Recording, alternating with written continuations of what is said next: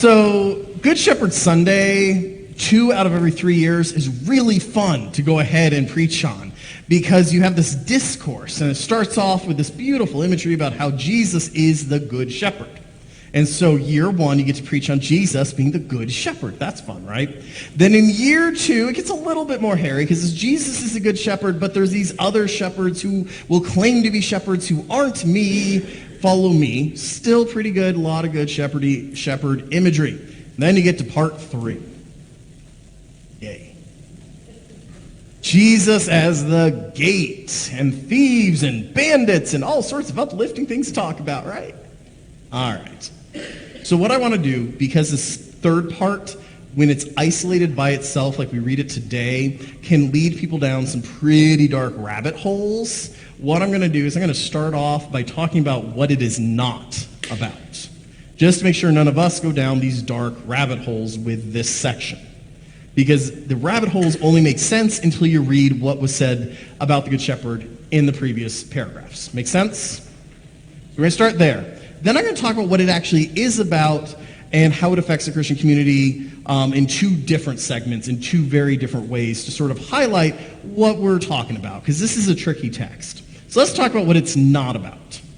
So 2 ways people have taken this in the past. The first one is to try to make this about Jewish people, which is incredibly anti-Semitic and not okay. Okay? Why is it not okay? It's not just that it's not okay, but that's a horrible reading of this, because when you read the whole letter, when you read the whole conversation about what Jesus is talking about, he starts off with, I am the good shepherd. You who know me are my sheep. When you start out that way, what is he limited it to? He says, I, Jesus, am going to be talking about you Christians who know my voice. Right? Therefore, this entire conversation is cast where it is an internal, not external conversation. Therefore, it has nothing to do with external groups or other denominations or other religions, including people who are Jewish. Hence, that interpretation, that sermon, just not from the Bible when you read the whole thing rather than just the segment. Okay? The other thing that people will walk away from this segment sometimes being is like, well, Jesus is the gatekeeper, then the only way to find heaven is through Jesus.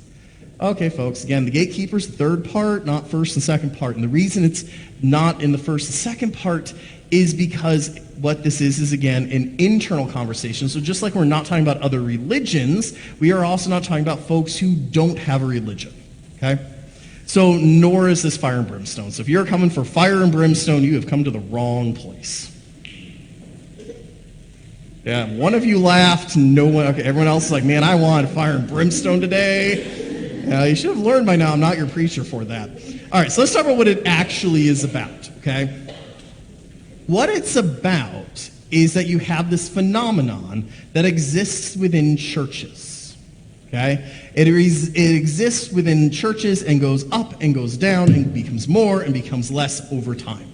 And that is how many people who sit down in a pew or stand up in a pulpit who say that they are Christians started or continue, more importantly continue, because they have a relationship with Christ. Right? Is the reason you are here and part of the community because of your love of Christ or seeking of the divine or something in the realm of spirituality? Or is it that you like really old buildings? Right? Because we know, especially it's easy when looking backwards, to go back to the 40s and the 50s and know that there were a lot of folks who showed up religiously at church week in and week out because they were darn going to prove to everyone they were not a communist. Right? They didn't come because of that, or they were going to come because if you don't go to church, no one's going to buy from your business. Right? We had all sorts of people a long time ago who came for all sorts of reasons. Those reasons are less, and that's okay. Right? Because we want people to come because they are searching for the divine. We want people to come because they have a relationship with Christ, right? Not because of these other reasons. Now, I think most of you would say, okay, that sounds about right, Pastor, but here's the thing. How does that make them a thief and a bandit? Isn't that sort of a really harsh thing to call people who maybe are just showing up because, social pressure? I say, that's fair, and day to day, you're right. They're not thieves or bandits, and we shouldn't treat people that way. But there are moments where they can be. So let me give you an example on the congregational level, and then I'll give you an example on the ecclesial level. So here's the congregational example. If you were to sit down with a dead church, like a church that has shuttered its doors, and you were to go to that church and you were to look through all the minutes of all their meetings, some point, maybe decade before they close, maybe 2 decades, you will find a moment where someone or some group will stand up and say, folks, do ye not realize that if we keep doing whatever it is we're doing, this place is going to collapse because we got no kids and less people and we're all getting older, right? You've all heard these churches have these conversations, right? And what happens in a church that ends up choosing death rather than choosing life is somebody else stands up, crosses their arm, looks at the people and goes, Bill, stop rocking the boat. Sit down. Or goes, next agenda item, please. Right? There's 1,000 ways that conversation occurs, but we've seen it happen 1,000 times, right? Now, that person may have had the right answer. They may not have had the right answer. That's not what matters. What matters is a group that was listening to Christ looked around and said, we have stopped doing ministry, or we're doing less and less every year, and this is a bad thing. We need to figure out what Christ wants us to do. And someone else said, over my dead body are we selling this building. I'll do whatever Christ wants me to do except for this list of things. That is the moment where you have a division between those who came through the gate and are doing it because they have a relationship with the divine and those who have a relationship with a building. Episcopal Church 15 years ago, in correlation with the ELCA sent representatives to try this because if it worked for the Episcopalians, it would probably work for us. You know what happened. I see people laughing. That means they know how the story ends. So 15 years ago, the Episcopal Church said, all right, we are in the best position of all the main lines. We're going to go to all our little rural parishes and all those little rural churches that are all failing, that all have no kids, and they're going to close their door in the next 10 to 20 years unless they do something different. We're going to send teams that is going to go to them, do a presentation about their church and how their church is going to close, and then say, but you have these choices of how you can choose life, and we will help you from the bishop's office. Here are your choices. And so they went, and they started, and 6 months after they started, everyone quit.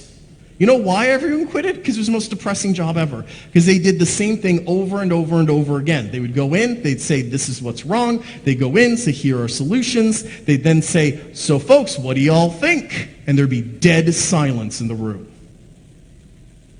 And they go, come on, guys, let's talk. And then one person would raise their hand. They say, great, what's your thought? Person stand up and say, my grandma was baptized at that font. That font does not leave this building until I am dead. Right? They heard that so many times. They're like, we got to go back to the drawing board. This isn't working. ELCA never tried it because we looked at the Episcopalian and said, yeah, we wouldn't do any better. It's exactly what would happen to us.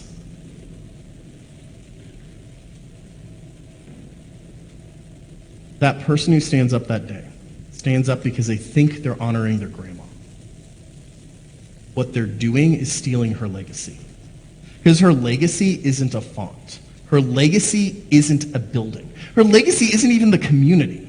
Her legacy is that group of people who loved Christ, got up, sacrificed, worked hard, and made the world a better place. That person's great-grandma might have started the Lutheran hospital system, which gave health care to millions of Americans. You ever wonder why a lot of hospitals are named after saints? Because Christians started them. That person is stealing the real heritage their grandma really cared about. Not the building, not the font, not the things. But their grandma cared about that relationship and cared about how that relationship helped people make the world a better place. Now, y'all know if I pick on Republicans, I pick on Democrats. If I pick on congregations, I will pick on pastors. So we're about to go pick on pastors for a moment, particularly bishops. So yay, right? This is always fun, right? So here we go. To do this, we need to take a moment to step back, and we need to talk about history, or at least what is history for most of us, but is reality for some of us. How many of you were alive in 1967? Raise your hands. All right, only about half of us were alive in 1967. There's a super important thing that started in 1963 that goes ahead and continues to 67 and then changes. So Vietnam War is going on, right? It starts in the late 50s. By 63, the draft has begun. Now, the old draft had a version. And the way the draft would work is you would be drafted starting with younger folks. So if you're 18, you had a high likelihood of going. And they draft all the way up to 26, but the reality was they wanted 18-year-olds, not 26-year-olds. So they draft the 18-year-olds first, the way the draft originally worked. Now, if you were going to college, however, you didn't get drafted because that would give you a deferral. Okay? And undergraduates, just like now, it's a 4-year degree program, so you could delay it for 4 years. But obviously 18 to 26 is a lot more than 4 years, right? But you could always get a master's degree, right? Delay it a little further. Problem is, most degrees who are master's degrees are 1 or maybe 2 years, right? But there's this one degree, the MDiv. That's a 4-year degree program. 4 and 4 is 8, meaning if you started at 18, you would get out of your master's at 25, leaving you only 1 year of eligibility for the draft.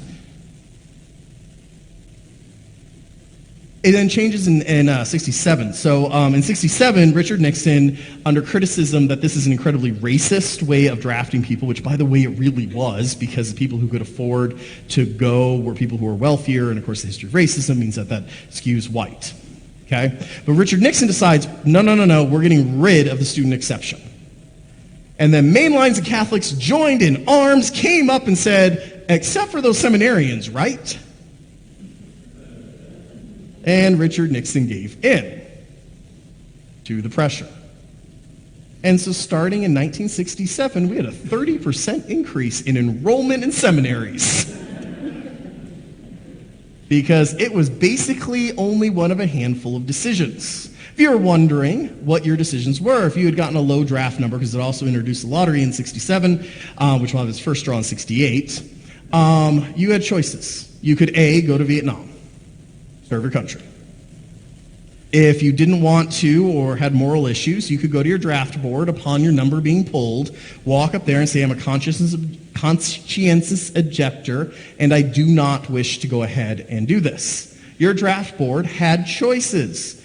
Depending on who was on there, they'd either throw you in jail, because they always had that choice, or they could come back and say, hey, if you really feel strongly against it, maybe you feel strongly you shouldn't kill people, have you ever thought about being an orderly? Have you ever thought about being in the medical unit? Have you ever thought about this? Some draft boards would work with you, some wouldn't. And that was a risk you were taking. But you could always end up in prison. Or, of course, you could go to Canada. Canada had made it very obvious that if you went to Canada, that they were not going to deport you. You could always join a Mennonite, Brethren, or Amish community, because they're peace, and there was an exception given for them. It's worth noting they responded by making entry really high, by requiring 3 years of helping others before you could become a member. But they would give you the exemption while you were helping others. So you'd have to sign up for, Peace Corps for 3 years, either domestic or abroad. Or you could go to seminary. So seminary jumps in enrollment. And I want to just stop for a second and step back and say, just think through the sort of person we're literally asking for. We're asking for someone who, when their country calls, says, nope, not me, but I also don't want to suffer for my moral position because I don't want to go to prison or even risk it. But I also don't really want to go to Canada because it's cold. And I don't want to join a Mennonite community because that sounds like a lot of work. So I'll go to seminary. And we wonder why, given that this group would now be 65 to 84, our hierarchy has a really hard time dealing with accountability. Why our hierarchy seems incapable of self-sacrifice. Why our hierarchy will over and over say, that is wrong, and someone else should definitely do something about it. Well, this was only ever, at best, 30% of the men who went to seminary during that time. And obviously, some portion of them probably would have gone. Some portion of them found that relationship later in ministry. Some portion of them wash out.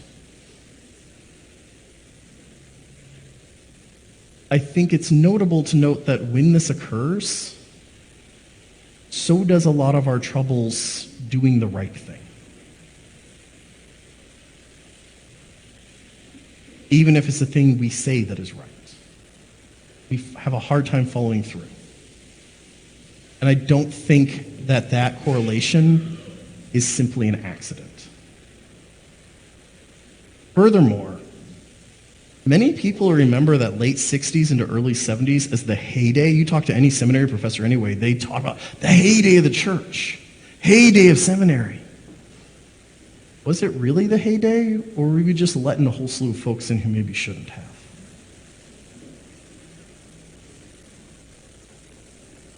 Like, it's fun to have everything full, but it isn't worth it if it's full of thieves and bandits. Many of the problems we have is because we've had folks in the hierarchy or here for all sorts of reasons other than a genuine love of Christ and their fellow humans. A genuine wish to go and be Christ-like and help people and make the world a more compassionate, more loving, more caring, more merciful place. Because that is the center of the Christian calling. It is not buildings or rituals. It's not about politics or other things. It's about loving each other, flaws and all. So as you go out this week, take a few minutes. Check in with yourself in your prayer life and ask yourself, is what brings you together a genuine love and search for Christ and the divine? Is that what keeps you here week in and week out? Or is it something else? Because if it's something else, there is always time to come through that gate that is Christ.